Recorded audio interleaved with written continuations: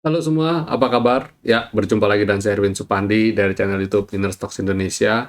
Bagaimana trading hari ini, Bapak Ibu? Luar biasa. IHSG hari ini keren banget ya, hijau.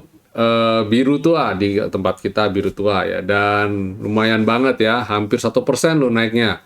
Dan sesuai prediksi ya, di akhir minggu ini malah ditutup hijau. Yang mana akhirnya membuat candlenya lebih bagus ya. Candle di weekly-nya keren banget ya. Dan kita mungkin langsung saja ke market review ya. Kita lihat komposisi IHSG kita. Nah, ini IHSG kita nih, weekly-nya keren banget ya. Dia finish strong. Sedikit lagi bisa break all time high. Hari ini tertingginya di level 6738, sedangkan kita punya all time high 6754. Kurang sedikit lagi ya. Saya optimis minggu depan kita bakal BAM, IHSG bakal breakout. Itu sebabnya kita langsung ke ini aja deh, ke market review-nya aja. Strateginya gimana? Ya, kalau all time high, kalau besok digerakkan dengan dengan powerful, kita lihat LQ45, berarti all time high-nya cukup valid ya minggu depan. Tapi kalau seumpama break all time high-nya, LQ45-nya masih cenderung koreksi, wah itu saya bilang hati-hati, dia bisa aja kena all timer lalu dia turun lagi gitu ya. Jadi jangan buru-buru juga, jangan terlalu nafsu. Malah saya bilang kalau lagi trending, lagi all time high begini, malah kita sering kena jebakan Batman. Kenapa? Karena kita sering kali kayak FOMO pasti ya, terus kemudian greedy. Nah, di ketika tren naik begini, jebakan-jebakannya maksudnya yang bikin trader-trader jatuh itu bukan karena marketnya, tapi karena kita punya psikologi trading yang tadi saya sebutkan tadi ya. Jadi sekarang kita tetap, kalau saya bilang tetap stay cool, tetap dengan disiplin aja trading plan ya, Bapak Ibu bikin trading plan dengan baik. Kemarin saya sudah bahas, saya sudah ulas mengenai psikologi tradingnya ya. Kalau umpamanya lagi koreksi ya udah tenang aja dulu, atau tunggu sesi 2 nanti rebound gitu dan sebagainya. Itu bekal bagi Bapak Ibu untuk mengarungi market dengan kondisi uptrend. Kondisi uptrend cenderung memiliki tingkat keliaran yang berbeda ya. Kenapa saya bilang? Karena ya itu bisa aja deh tiba-tiba break terus tahu-tahu dibanting. Yang nyebelin tuh di situ kadang-kadang ya. Dan itu tidak berlaku hanya di saham biasa-biasa, saham lapis 2 atau lapis 3 saja. Lapis 1 juga banyak yang kayak gitu, yang di PHP gitu ya. Jadi hati-hati. Kita trading dengan strategi, dengan money management, dengan risk management ya, itu saya rasa kemungkinan umpamanya memang sampai salah pilih, sampai akhirnya kejeglong, mesti cut loss. Saya harap lukanya tidak terlalu dalam. Oke, dan hari ini saya mau bahas tadi pertanyaan teman-teman di grup ya. Kira-kira Pak, kalau dari rekomendasi yang selalu kita setiap hari diberikan, itu gimana cara pemilihannya? Kan kita juga ada 5 rekomendasi yang kita selalu berikan setiap hari. Masalahnya adalah hari ini 5, besok 5, ini dan itu baru terus. Nah, itu gimana? Nah, mensiasatinya gini. Satu, pilih saham yang Bapak Ibu paling tahu pergerakannya. Sudah itu dulu. Jadi pilih yang kita pernah trading. Yang pernah trading dan kita cukup ya setidaknya mengenali lah ini pergerakannya kira-kira ini ada di level bawah atau di level atas gitu. Itu satu. Terus kedua, saham ini sudah pernah kasih kita cuan. Nah, itu. Jadi di antara 5 ini kalau umpamanya ada yang salah satu yang sudah pernah kasih cuan kita, itu bobotnya itu. Itu biasanya berulang ya. Nah, itu bobotnya berat tuh. Maksudnya kita masuk ke situ, kita utamakan itu dulu karena udah pernah kasih kita cuan. Jadi pastikan kita kenal, sudah pernah trading, terus udah gitu kedua kita pernah dikasih cuan. Nah, terus ketiga, kalau seumpama dari 5 ini ada di dalam salah satu sektor yang sama, pilih salah satu. Contoh, saya rekomendasikan SMGR dan INTP, itu kan ada di dalam satu sektor. Pilih salah satu ya, jangan semuanya dipilih ya. Terus kemudian kalau dari antara 5 ini ya, Bapak Ibu memutuskan untuk, wah saya punya peluru cuma punya ada 1 aja nih. Ini gimana ya caranya ya? Biasanya kita pakai sistem bergilir ya. Maksudnya gini, kita kasih waktu. Kalau mamanya ini nggak jalan, kita pindah. Kalau ini nggak jalan, kita pindah. Jadi nggak mesti selalu di situ terus ditungguin terus, nggak mesti. Selama ruginya masih kecil sekali, kita bisa toleransi kayak rugi admin lah, minusnya 1% atau di bawah 1%, udah pindah aja gitu. Kalau kita lihat kok gerakannya nggak jalan ya dia ya, nah kita pindah aja. Dan satu hal lagi, rekomendasi tidak selalu langsung besok pasti terbang. Ya, belum tentu. Bapak Ibu harus antisipasi itu. Bisa jadi ketika saya rekomendasi, dia turun dulu. Ya, ketika saya rekomendasi, dia koreksi ARB gitu. Nah, itu hati-hati. Itu berarti sudah batal, otomatis batal. Dan kalau rekomendasi saya, kita rekomendasi namanya hari ini ya, hari Jumat untuk Senin ya. Nah, ketika Senin kita pastikan, kita lihat dulu. Ini sudah jam berapa nih? Kalau ternyata jam pagi-pagi dia udah terbang, ditinggal terbang, ya udah, jangan masuk, tunggu sampai dia mau main swing. Kalau dia nggak swing gimana? Ya udah relain aja. Yang penting jangan FOMO, ya jangan FOMO. Kalau tetap mau FOMO, pastikan itu lot kecil dan Bapak Ibu sudah memperhitungkan resikonya dan siap menanggung resikonya. Oke? Itu. Karena ya kita kan kadang-kadang namanya impulsif ya, namanya manusia, wajar untuk ngejar itu wajar. Tapi pastikan Bapak Ibu ada di jam-jam mature, jam sudah mateng ya, dan volume bagus dan dia kelihatannya stabil sekali ya, monggo silakan. Jadi pastikan itu dulu ya. Kalau mau trading ya itu jam-jamnya seperti itu. Terus kemudian kita juga harus kalau seumpamanya nggak jalan, ya udah skip aja, kita nggak usah pilih. Dan itu bisa pantau beberapa hari. Dan kalau pantau beberapa hari, biasanya hari ini koreksi. Nah, biasanya besok bisa tiba-tiba bisa rebound juga bisa. Itu tergantung karakter masing-masing saham. Makanya saya bilang harus kenal dulu. Kalau sudah pernah kenal, ketika dikoreksi kan rasanya kayak kita ada percaya diri untuk masuk. Nah, itu biasanya membantu sekali, sangat membantu sekali. Ya. Terus kemudian kalau seumpama Bapak Ibu entry terus ternyata dia minus gimana? Nah, sama sesuai dengan sama yang kita share kemarin. Pastikan level stop loss-nya sudah ada dan kalau sampai tersentuh ya sudah goodbye. Nah, untuk menghindari cut loss itu sebenarnya saya selalu kasih rekomendasikan buy above. Nah, saya lebih suka jika harga penutupan atau harga terakhir itu ada di atas high kemarin. Itu idealnya. Idealnya harus di atas high kemarin. Tapi kita seringkali kan rasanya, aduh, kalau nunggu di situ terlalu tinggi dia. Masa mesti tunggu di atas high kemarin?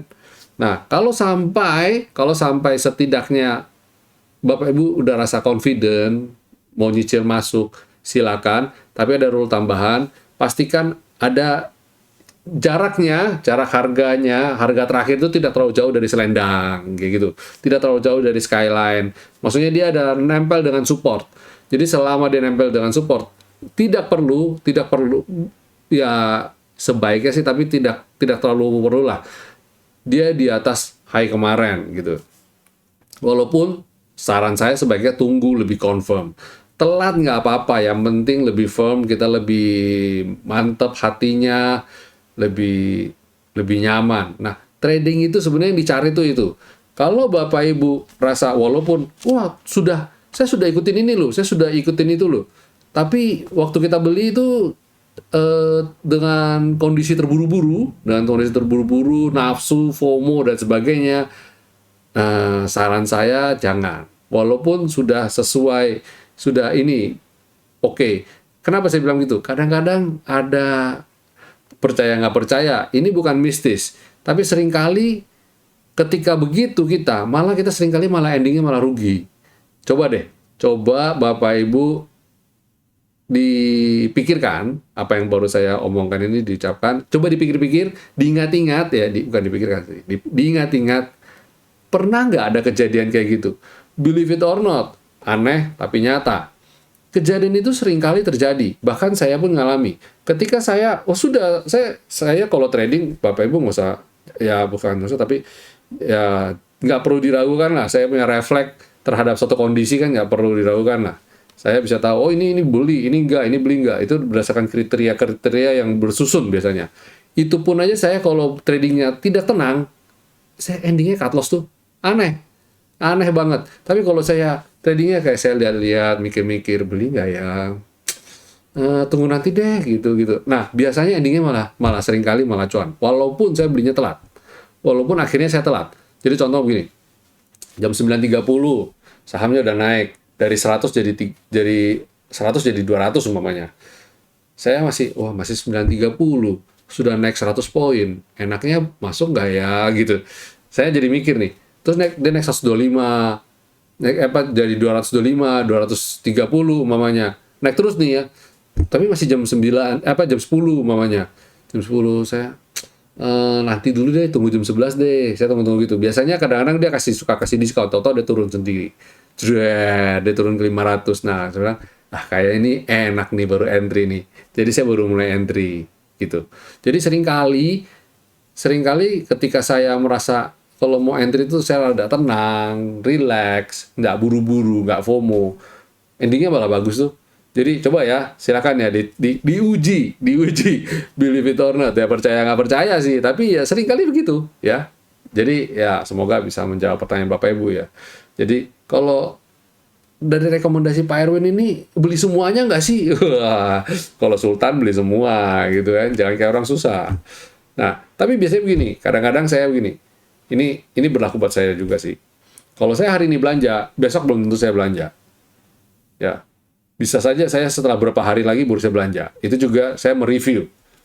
Di portofolio saya ada yang saya buang nggak? Kalau di portofolio saya nggak saya buang, ya saya jangan masuk lagi. Ada 1-2 account yang saya disiplin. Masuk hanya 1 atau 2 portofolio. Itu saya disiplin betul. Karena apa? Saya takut nggak terpantau, bukannya apa. Contoh, di satu emiten ini saya masuk, let's say, Akra dan ini sekarang kondisi Akra dan Tekim.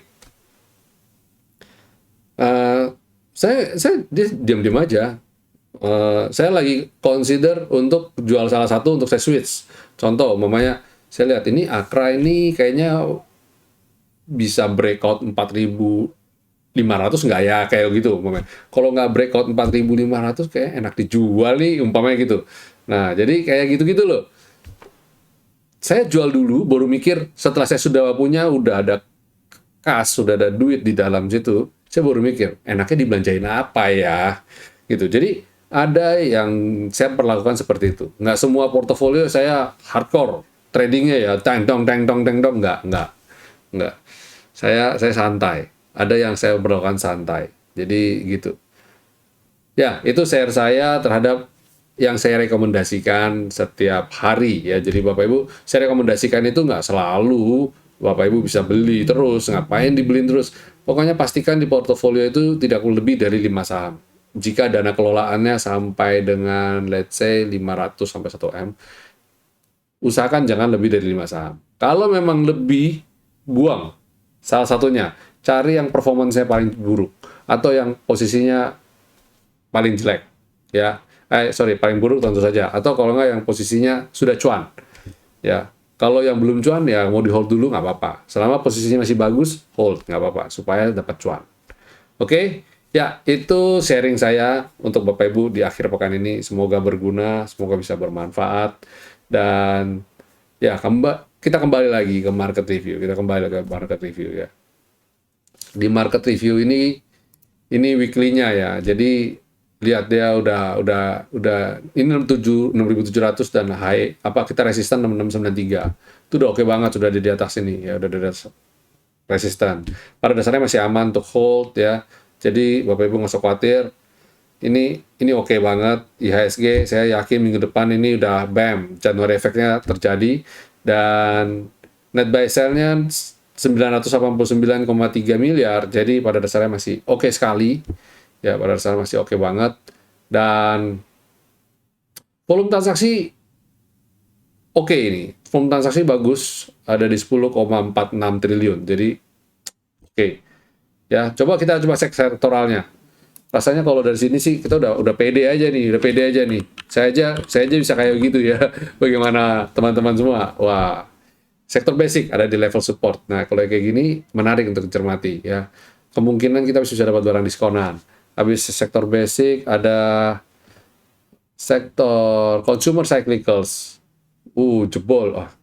Banyak yang jebol nih, hati-hati ya berarti Senin ya. Jebol support ini consumer cyclicals. Terus energi. Wow, energi yang bagus, sektor energi bagus. Terus finance bagus. Berarti dua sektor ini yang hari ini rasanya jadi menopang indeks. Kalau Senin merah ya udah ambiar aja. Bisa ikut merah, hati-hati makanya ya. Sektor healthcare nice ya. Beberapa waktu ini saya sudah juga bilang ini kayak menarik lagi untuk dibeli. Terus ada sektor industri, yes, rebound dari support ya, bagus ini.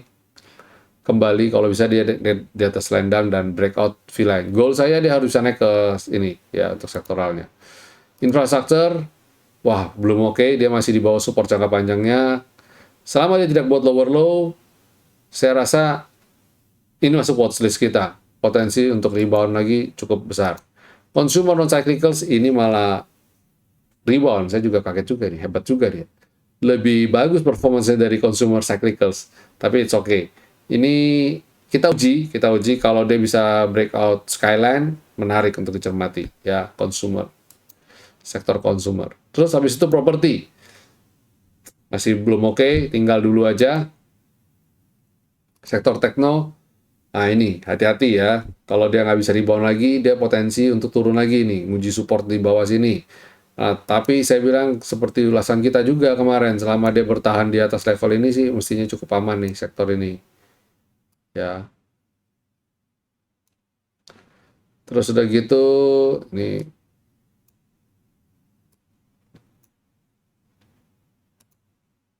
Transportasi sideways, cenderung datar, dan kalau dia bisa breakout ini berlanjut. Volume hari ini gede, jadi kayaknya Senin bisa lanjut. Jadi silakan cermati sektor transportasi ini di perdagangan esok hari Senin. Ya. Oke, kita masuk ke segmen berikutnya. Apa yang bisa kita bagikan untuk Bapak Ibu? Rekomendasi apa yang bisa kita berikan untuk Senin? Oke, ya pertama BBRI. Wah, udah lama banget nih saya nggak rekomendasikan ini. Kenapa saya rekomendasikan ini? Simple.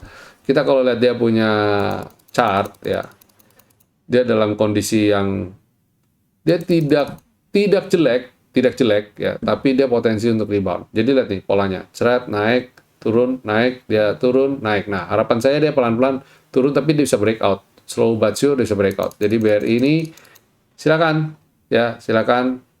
diatur strateginya. Target saya dia harus bisa naik di atas ini, T2 ini lebih menarik ya.